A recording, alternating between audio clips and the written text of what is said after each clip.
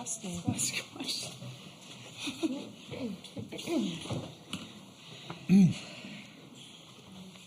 All right, we'll go ahead and get started. A reminder to please silence your cell phones, and then once you get the mic to ask a question, please give your name and affiliation.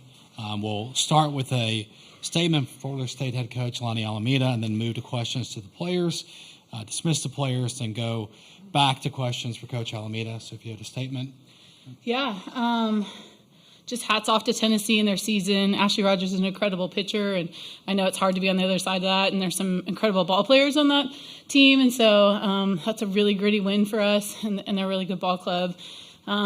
Super proud of our team. I mean, we've been talking about being rugged and intentful, dependable, and energetic all season, and it is showing up at the right time, and I'm really proud of us, of all of us. There were so many people that contributed today.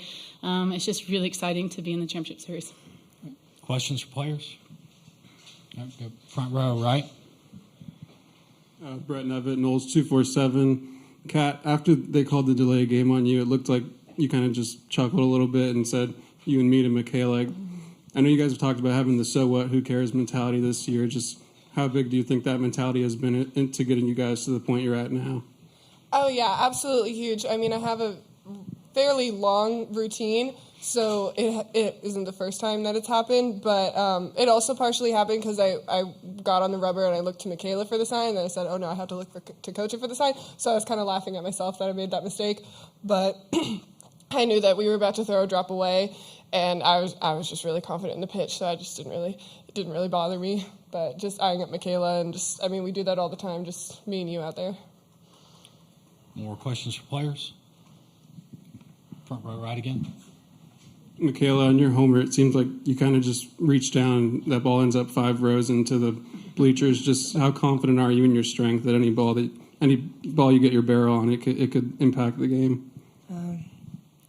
It's a bit of a double-edged sword in a way, knowing that if I swing and make contact, that has a chance of going pretty far, but also at the same time just sticking to the routine and knowing what pitch I want to get my swing off on.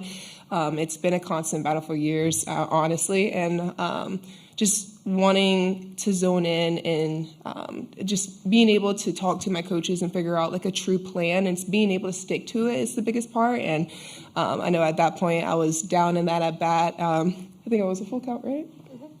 My memory is bad, but at that point it's just a matter of putting bat on the ball. So it's as simple as that, and try to keep it as simple. Okay. Second row, right. Nicole Auerbach, The Athletic. Kat, what was going through your mind with the final pitch immediately after, knowing that your career is going to end in the championship series? I'm just so unbelievably grateful, just top to bottom. I'm so grateful for Coach and for the coaching staff. I'm so grateful that I'm at Florida State, and I'm grateful to be here. I'm grateful for the team. Like, I was just really honestly overwhelmed with gratitude. Like, it's just every athlete's dream to end their career in the national championship game, and I always knew that we could do it, so I'm just really, really, really proud of the team today. Like, I just don't think that words could even express just how happy, and I'm just so elated to be playing one more day and getting to put the jersey on one more time. Second row, right again. Bethaney, with as long as your college career has been. Grandma. For this to be your first home run in a Florida State uniform, to come now, what was your approach in that at-bat, and how did that feel? Yeah, my approach was really just kind of sticking to my plan, talking to TKM, the day after Super Regionals, I was just getting to work, kind of focusing on what I needed to focus on and knowing that nothing else mattered before then. And just wanted to make sure that whenever I get my opportunity now for these moments, to be able to capitalize it. And just wanted to get my pitch, stick to my plan, and it kind of worked. So I really just wanted to pass the bat, give everyone else a chance, just kind of score some runs. And it was a really cool moment. Second row, right again. Michaela, I have to ask about your eye makeup. How long did it take? What was the inspiration behind it? It looks incredible.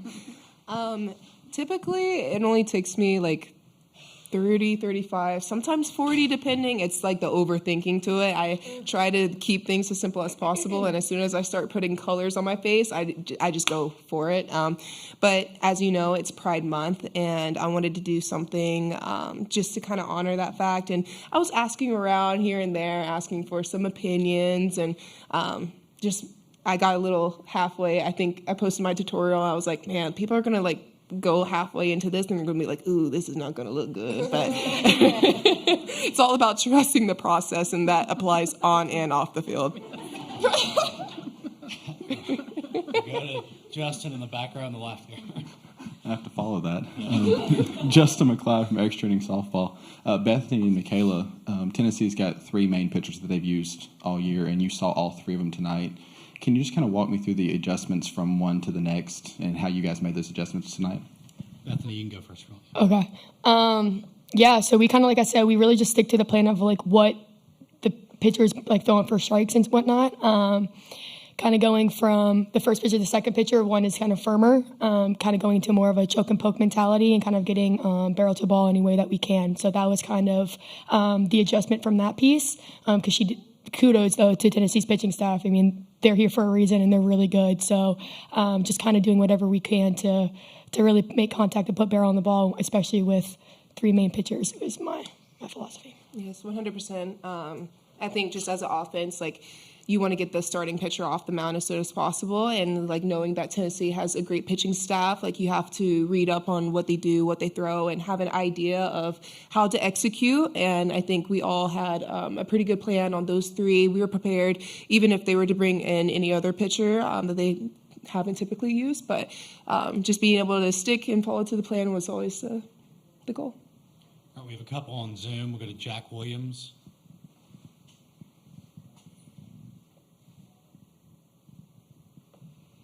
Question here. Want to talk about from the the pitcher's perspective of the way things were going in the game. McKenna had those 4 illegal pitches called on her. You had the delay of game call as well. I guess at the same time in executing in that definition, what does that say about the pitching that you guys have and the ability to execute? It might not be going your way. I think. Yeah, just kind of what we said before, like all year we've had this like so what, who cares mentality, just next pitch mentality. Like the illegal pitches, I think Kenny's had like 1 called on her all season long, so it was kind of crazy that she was getting them now all of a sudden. But she is such an incredible freshman. She does not look like a freshman out there, and her ability to just so what and keep pitching and just keep doing her thing. I'm just so unbelievably impressed by her. So definitely kudos to Kenny. I'm super proud of how far she's come. And then, yeah, again, with the delay of game, I mean, I was up 0-2 and I was confident in the next pitch. So it doesn't really matter, but it's just a so what next pitch mentality, I think. And we work on that a lot in practice and in games throughout the entire season. And then I think it's great that it's showing up for us now. Okay. We'll go back to Zoom to Hassan Kasum.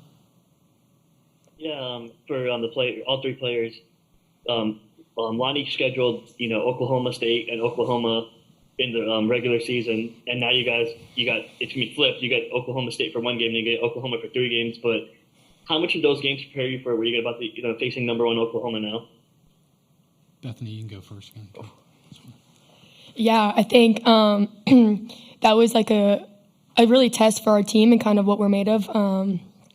Coming in there in what was kind of like the beginning, middle of the season and whatnot, we learned a lot about us, kind of what we're made of, what we need to do. And I think that allowed us to really prepare ourselves kind of going on later in the season and kind of being in these moments right now and just kind of preparing ourselves. So I think, yeah, we did a really good job. Yeah, definitely. I think our coaches pride themselves on making such a great schedule for us. And it's one of those things, like if you want to be the best, you have to play the best. And those are all great ball clubs. And just being able to start off our season against teams like that, it allows us to make great transitions and being able to learn more about ourselves. That way, when we get 3 quarters close to the end of the season, like we're really bonded and gelled. And I think that's definitely showed up today and here why we've been in OKC. Yeah, what Michaela and BK said. I mean, that it was a really great job making our schedule, and so kudos to T-Will on that. But, I mean, they're tough games, and, we go out there and we wanted to play them on spring break. It was a long road trip. It was tiring for the team. It was tough on us. I think we went 1-3. But we learned a lot about ourselves, and I totally believe that we wouldn't be where we are now if we hadn't had that experience. So, and it's nice to have a little bit of information and have already played them. So, All right, that's all the time we have for players. Thank you, Michaela, Bethaney, and Kathryn. Thank you. Thank you. Thank you, guys. Questions for Coach Alameda now? Go front row right here. Coach, just it seems like you guys are playing complete team softball this entire week. I think you've only given up 2 runs. Just how proud of you are you of the complete team effort through and through? Yeah, I mean, it's the ultimate goal when you get here is can you have everything firing on all cylinders? And, there's no book written on how to do that. So you got to go from your previous experiences, your upperclassmen and what you think they consistently can bring and how you can grow your young ones. And so alluding to our games here in Oklahoma midseason, we had to figure out what we could do with our pitching staff. We knew what Kat was capable of doing, but how could we get outs from our pitching staff and figure that piece out? So putting them in those situations helped grow McKenna and help grow Allie and Mac. So, it's just been really cool to know that you're planting these seeds to hopefully this thing comes to fruition. And I'm really happy for them. This is their moment. It's, of course, my career and, my passion is coaching and I love it, but they're only going to be able to do it for 4 times, and so maybe BK for 7 or 8 or whatever it is for her. But, they're going to have that for the rest of their life. And it's just super cool to see them earning that. Second row right again. Emma Bachelari, Sports Illustrated. With the base running tonight, both stealing bases, going first to third on a single, was that a particular focus or something you told them to be aggressive before tonight, or was there anything behind that? We knew that we could probably run on Julia a little bit, probably depended on what pitcher was in there. I think we're very aggressive on the base pass. It's something we practice all the time. We want the defense to stop us, and so we will err on the side of aggression. It was a game plan coming in for sure. I think Oklahoma will be a little bit different. They've got a little bit more ability in the battery, but we're still going to take advantage of our first to thirds and second to home and get after the defense, and that's what we've been living on. Stay second row right. Nicole Auerbach, The Athletic, just kind of piggybacking off of that. That is so much of your identity in the way you manufacture runs, but so many runs today off home runs. What does that say about the offense and the different ways to win? Yeah, again, all season long, you talk about how you got to stay in it. You don't know what can happen. And now BK will become a legendary story for us, And, I think that as a coach, you have this dictionary of moments that you can share with underclassmen when they come in. And BK still gets after it in the cages and she had a huge swing for us today. And so it's just really neat to see that they really enjoy each other as teammates, to want to spend that time, to maybe have that moment and that opportunity. And I think Hal came on for a while, and she's been a little bit cold, but we know it's in her, and that's why you have the sticks to come off the bench and do what they do. And tonight was a good matchup for Hal too, with her swing. So, but yeah, if you just keep the pedal to the metal, everybody, and when your chance comes, you're all in it, then something can happen for us. So it's big. All right, front row right. On the illegal pitches, 1, just from your point of view, what did you see? And 2, just how impressed were you with McKenna to stay composed there and still execute pitches? Yeah, she was way more composed than I was. So that was the student teaches the teacher, I guess. But again, the consistency. So all season she's been called 1 time, and then it was front foot, and then it was back foot, and then it was front foot. And I'm like, okay, who's talking to who right now, And I know strategy-wise as coaches, we get in the umpire's ears, but, it just really bothered me that was happening in that moment. And then the next inning, there's nothing, So, but again, McKenna, on out there, I'm like, you fine? Can you make this adjustment? And she was, and she did great. And so really excited for her maturity. I mean, she's grown a ton this year already, but to be in that situation, to not let it bother her was just outstanding. We'll go second row on the left over here. Alex Scarborough, ESPN. You come off your interview with Holly and you give Kat a big hug. I'm just curious what you're thinking in that moment and what Kat means to this pitching staff, but also just the program over 5 years. Yeah. Tears will start flowing here. I'm just kidding. So I think with Kat in the beginning of the year, we sat down and really tried to map out innings and try to figure out how could we get Kat to be the best version of herself at this time.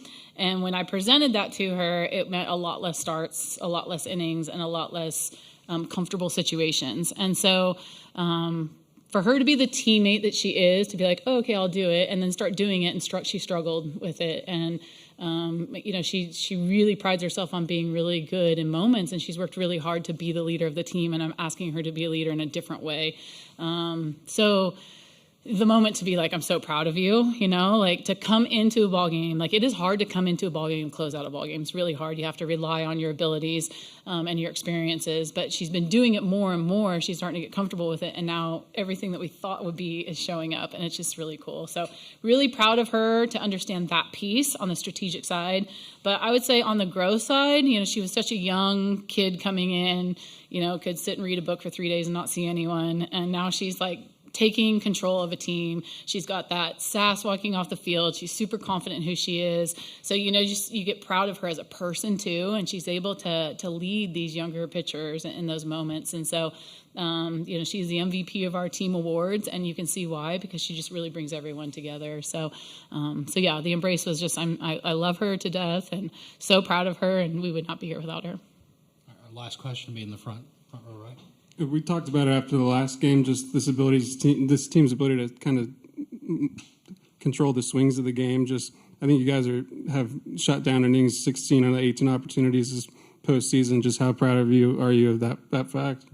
Yeah, I mean, we're so fortunate that our conference continues to get better and better, and we had one of the highest home run hitting teams in the country in Vautech. We're facing Duke, who's a very good adjusting team, Clemson, who has a great pitcher. So we were week in and week out, not only out of conference, in conference, being challenged on how we can keep momentum in our corner and how we could stop momentum. And so when we get in these moments, Georgia was an outstanding offense, Tennessee's an outstanding offense, Oklahoma State's an outstanding offense. So it's like we were going back to, hey, we've been here before. And so how can we stop momentum from happening? And that's going to be a challenge for us with Oklahoma too. I mean, they are an outstanding offense. So we've got to be really good pitching and defense and one pitch minded. And we don't look too far ahead, and we don't really dwell on the past. And I'm really proud of the defense and pitching. It's not just pitching, it's defense and pitching that works together to make that happen. All right, then I'll wrap things up before we start. Thank you very much.